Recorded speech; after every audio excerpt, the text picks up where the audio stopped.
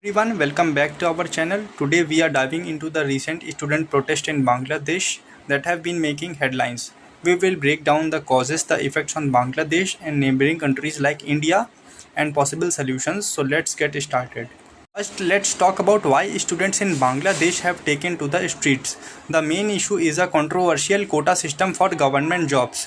This system reserves 30% of jobs for freedom fighters and their descendants.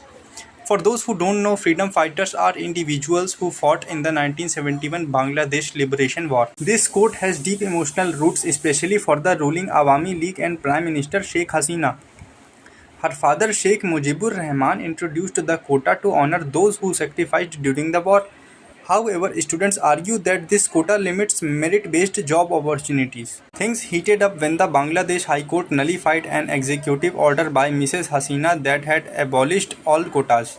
The court's decision reinstated the quota system, sparking protests among students who felt their job prospects were being unfairly restricted. To make matters worse, Mrs. Hasina made some controversial remarks, calling the protesters razakars or traitors, which further inflamed the situation.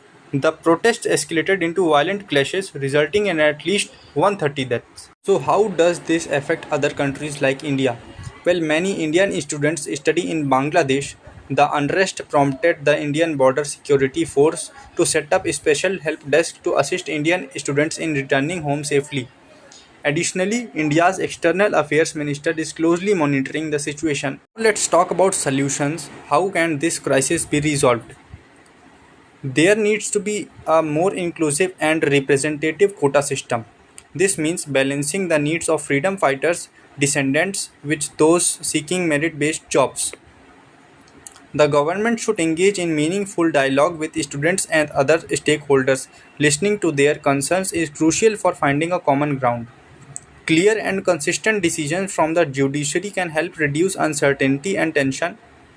Mrs. Hasina might need to involve opposition parties in discussions to ensure a comprehensive and widely accepted solution. In conclusion, resolving this crisis will require addressing the historical, political, and social aspects of the quota system.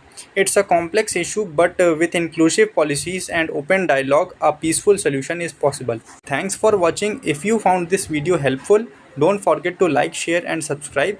And let us know in the comments what you think about the protest in Bangladesh. See you next time.